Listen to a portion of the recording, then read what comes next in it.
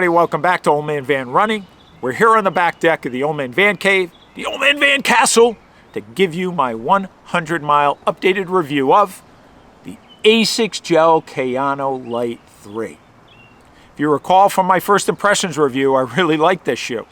I ran, I think, about 3 or 4 runs before I did that review, and I gave this shoe a score of 9.5 out of 10. Really, really good score. Question is, after 108 miles, has that score held up? Well, before I get into the details, let's just rehash the numbers a bit. First of all, price, as I mentioned in my first impressions review, $160 US.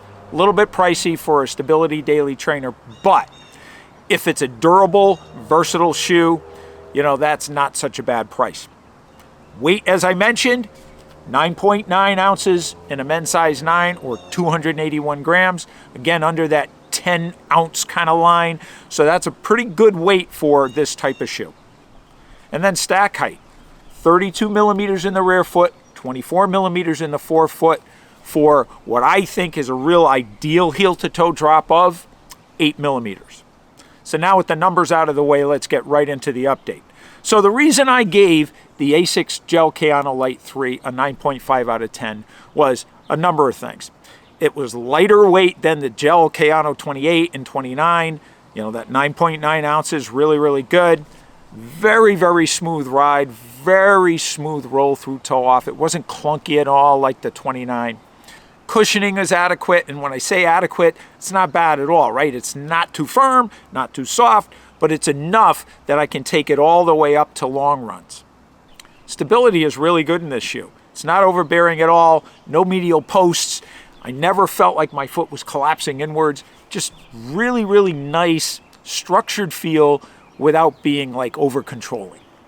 Now to this upper. This upper is very, very comfortable. Much softer than in the Gel-Kayano 29. More breathable, right? It molds around your foot. It's very soft. Just so much more comfortable. I really would like to see them take this upper and put that in the Gel-Kayano 29 or the Gel-Kayano 30, and that would make that a much more comfortable shoe.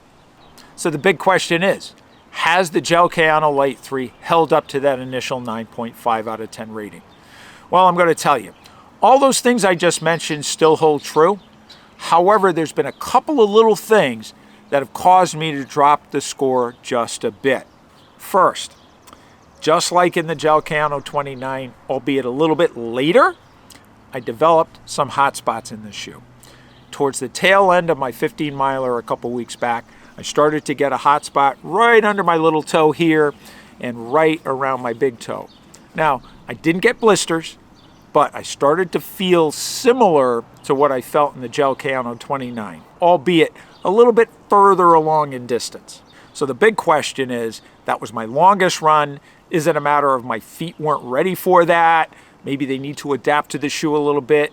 Or is it the configuration in the shoe? Maybe the fit is just a little bit off versus some of the other types of shoes like the Sauconys that I wear, the Brooks shoes that I wear.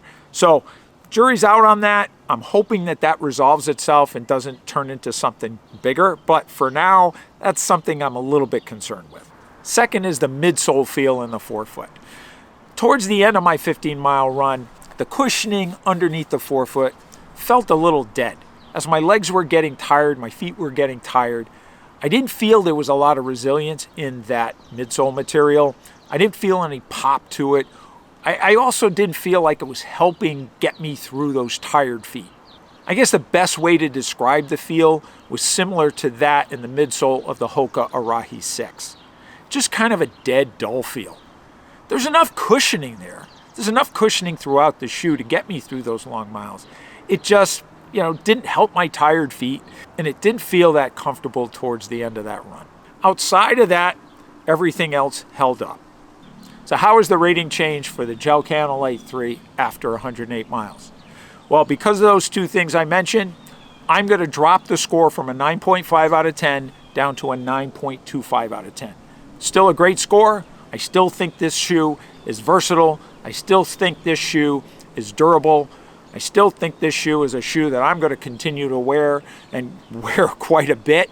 So, still a great score, still a great shoe. I just think I'm a little bit worried about those hot spots. I'm going to take it on some longer runs than 15 miles and see if it's still there. And again, that cushioning in the forefoot, you know, it's adequate, but it just is kind of dead, kind of dull. And I'm concerned that, you know, when I run on really tired legs, tired feet, it's not going to be resilient enough and plush enough, you know, to help me with that. So there you have it, my 100-mile updated review of the Gel-Kayano Lite 3. If you like this video, make sure you hit the thumbs up. If you haven't already subscribed, please hit the subscribe button and hit that notification bell so you'll get notified when more videos are posted. Please leave plenty of comments. They really help the channel.